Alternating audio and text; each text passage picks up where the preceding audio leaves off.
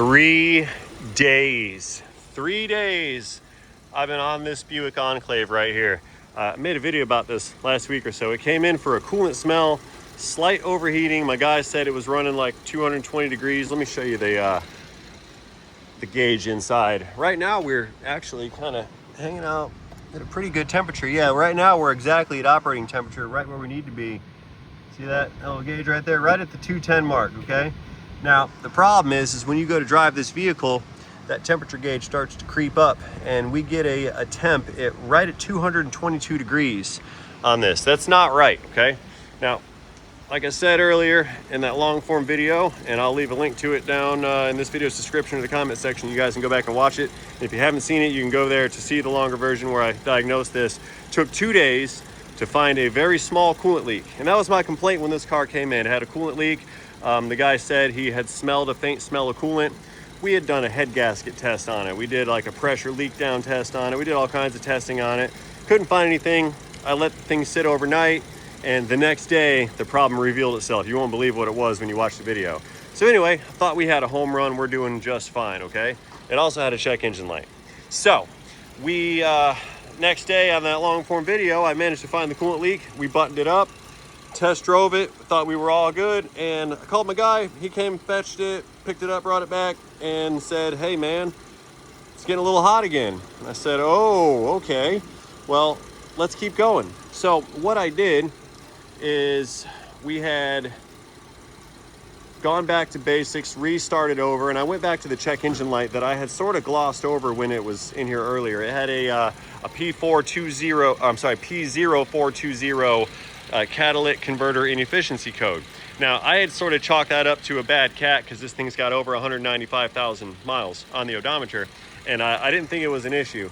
So we put a cat in it earlier because I thought it had an exhaust restriction. It felt like I had an exhaust restriction. I went and drove it day before yesterday, and it was like, it didn't want to go. It didn't have any power. I was like, okay, it kind of clicked on me, a little light bulb turned on. I was like, we need to go back and deal with that cat. So we pulled the cat out of it, found all the material inside of the converter falling out of it. So we did have a failing converter. It was restricted, and it did cause a partial high temperature sort of situation. We were under load, under like max load highway speed. We were running up to 233 degrees. So I put a cat in it, and we got that 233 to come down a little bit, but it's still at the 220 zone right now, and it's not running as cool as it should, okay? My fans, these have been replaced by the customer before it got here, and the fans do operate as they're designed, okay? I pulled the thermostat housing out of it yesterday. Let me see if we can't see it. It's down, it's under this hose right here. That's the lower radiator hose, and then the thermostat housing. Hang on, I just gotta stick you guys way down in there. Let me 0.5 you real quick. That's it right there. That whole big old tube little business with the stuff sticking out of it. Yep, all that is the T-stat housing. So I pulled the thermostat out of it, and it had a motor rad in there. You know, this thing's already had the parts cannon treatment. There's been heater core hoses thrown at it. Coolant flush is done on it, water pumps installed on the thing, new cap over here in the radiator. It's had all the coolant stuff done to it to try to keep this cooling system business down to a minimum, this overheating down to a minimum. None of it has worked. That's why the car's here. So I find a bad cat, it's clogged up, partial exhaust restriction. So I throw a cat in there. I'm thinking I got a win. No good. So I go back to the actual physical cooling system. I've been temping this hose right here, and this hose is running about 180, 190, 200 degrees, just like it should, okay? So then I go and temp this lower hose. That one's running like 160, kind of like it should. So I'm like, all right, is it actually overheating? Because it's not running super hot right now. I don't think it's an issue. I had to determine whether it was actually overheating or not. So what I then did is figure out where the coolant temperature sensor was located, which is gonna be right there under that little shield thing. Now you'll see I've got a new wire on it, because when I went to unplug that coolant temp sensor to see if it had been replaced or if it was faulty or anything, and it did, it has been replaced before. The parts cannon previous to me threw a coolant temp in it, but I had found that pair of wires kind of had a twist in it, and the copper insulation was exposed and they were intermittently shorting together. I figured that out while it was running. When I touched it, all of a sudden the fans go into super high speed mode and my coolant temp dropped to 0. So I'm jumping for joy. I think I figured it out. We got a short connection on the coolant temp sensor. It's sending me a false reading to my gauge. All right, so we're not actually overheating. So I went ahead and ordered a new pigtail, spliced it in, hooked it up, went out and drove the thing. I'm happy as a lark, right? Wrong. No, sir. Right back to 222 degrees it went. So I'm like, okay, I found a problem, but it wasn't the problem. So I'm really scratching my head here. I took out the middle cat converter to inspect the internals. That was fine. And I'm at a loss because I'm thinking, do I have a head gasket problem? Do we have a blown up head gasket in this? Now, I had conducted an extensive chemical test on the cooling system looking for combustion gases, and I could not find any combustion gases in the system. So I don't believe we have a head gasket issue. I don't think the coolant's leaking into the combustion chambers, and I don't think that combustion gases is leaking into the cooling system. So what'll happen when combustion gases go into the cooling system, as those gases, those bubbles find their way to the water pump impeller, all of a sudden that cavity behind the water pump fills up with exhaust gases, and now your water pump is just pumping exhaust and it's not pumping anything else out of it, including your coolant. So if it can't pump out your coolant, it can't run it through the radiator. That means fans can't cool it off, and that means you got hot coolant going back in. But the problem that I had is that my temperatures on this lower radiator hose, they are not 230 degrees. And I don't have a bunch of pressure in these hoses either. It's not super pressurized as if we had pressure from the combustion chamber going into the cooling system. So I'm really starting to get confused on this. And I'm overlooking something, and it's something that I don't understand how we got to this position. Yeah, we're still not overheating right now. I do have the AC off, but it's still running pretty good. Take my word for it, it does run hot, frustratingly.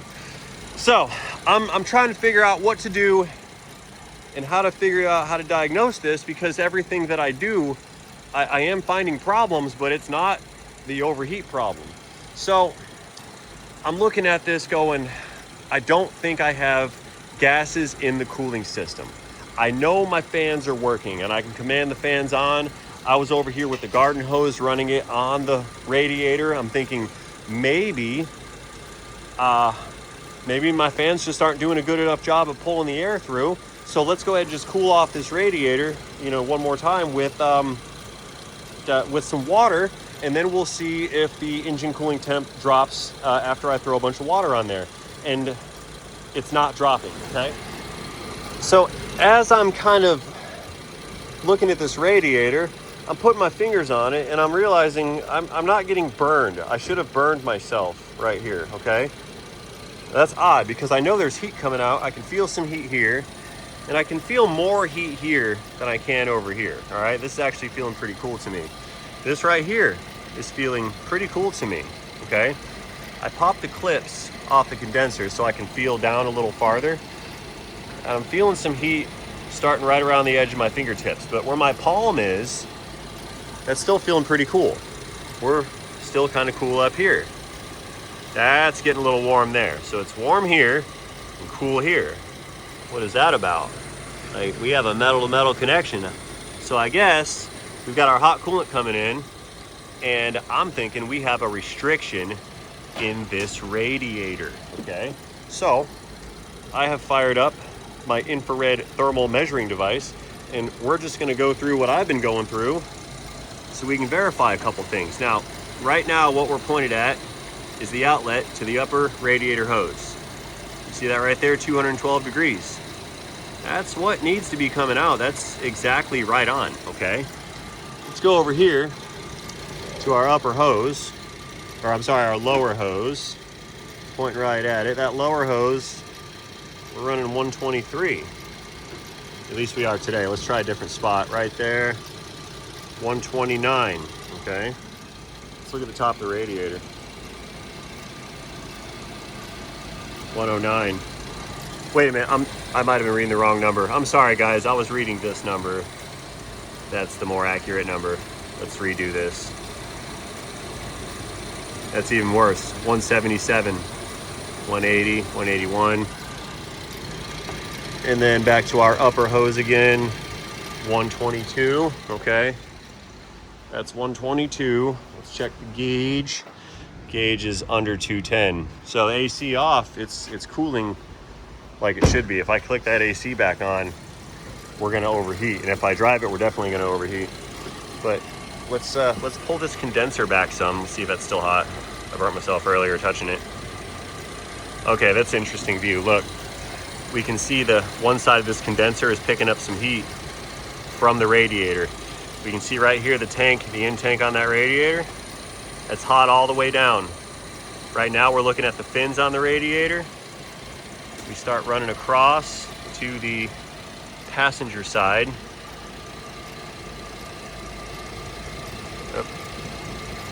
Trying to look down a little farther. Look at that. Bottom of this radiator is cool. See it? And the top of this radiator is also cool. We come over here. This radiator is cold. See it? It's cold like all the way down. We have a restriction in this radiator. Why is there a restriction in this radiator? I can tell you why. I know exactly why there's a restriction in the radiator. Let me find the bottle. Na na na, na na na na. Where's my, aha, there it is. That's it. Come here. Come here, you. This is it. This is why. I guarantee this is why. See this right here? Bars leak, head gasket sealant. Stops all coolant leaks. It sure does. It will stop your coolant leak. It'll also stop your radiator from flowing. I need to call my guy back and see if they have had, or if their shop, the guys that were working on this prior, has thrown some of this inside of there. Because if head gasket sealer is in there, now I'm not so sure that the head gasket's not blown up. But I believe that somebody has installed some bars leak head gasket sealer or something, some Blue Devil or whatever, and it has gotten into the little fins on this radiator and plugged up these little fins where the coolant's supposed to flow through, and now coolant cannot flow through that radiator. So I think that we need to put a radiator in this thing, because my testing devices are telling me this is a cold radiator. And even here at idle, this should be too hot for me to touch. I should be burning the daylights out of myself right now, and I'm not. This car's been running for like 45 minutes. I drove it like 10 miles today. Feel a little bit of heat right here. But yeah, there's no way we're getting full flow through this radiator. Now, you might go, hey, why don't you try back flushing it? I did that yesterday. I was trying to determine something, and I back flushed it with a garden hose out of this hose right here. I was flushing it backwards with the cap off, and it had flow through it, okay? But just because there was volume of flow doesn't mean there's enough surface area for an air to water heat exchange to take place, so our outflow is going to be at the right temperature. I believe our outflow is either restricted and it's not flowing as much as it should be, or the outflow is running hotter than it needs to be because we don't have enough time and or surface area here in the front of this radiator to pull the heat out of it.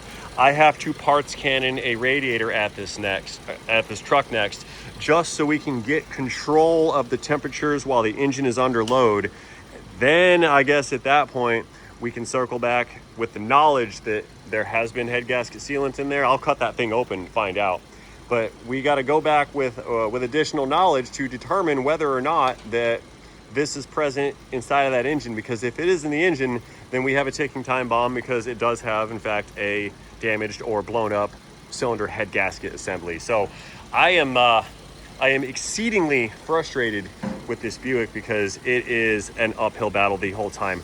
I wish I had receipts from the guy that did the work so I knew what happened. That way I would know what to do next. But as of where we're standing right now, I can't make that determination. So I have no choice but to tell my customer this is what I think. And if he gives me additional information I can go off of, that's great. But for right now, I think we need to put a radiator in this, because everything else is here, with the exception of the knowledge that the head gasket is blown up. Now, like I said, go back and watch my first video. link in the description and in the pinned comment, I did a very extensive series of tests to determine if we had a cylinder head gasket. And based on that testing, no, there is no blown up cylinder head gasket. But what that means based on that test is there was no combustion gases found in the cooling system. That doesn't mean that someone didn't seal it up already with some glue and the gases have stopped flowing. All that means is I did not detect them. So I cringe at the idea of finding that this car is the worst case scenario, especially since I put catalytic converters on there. I wasn't wrong with the converter. Don't tell me I was wrong, because it is running better. It is running cooler. It has more throttle response, and I could physically and visibly see the insides of that converter, and the stuff was falling right out of it. So that's a for sure failed converter. Don't tell me I shouldn't put one in there, but I still have a problem, which is absolute worst case scenario for this guy. Anyway, that's where we're at so far in the Buick. I encourage you to go back and watch the first video. Thanks for watching. See you guys later. End of short video on a Friday.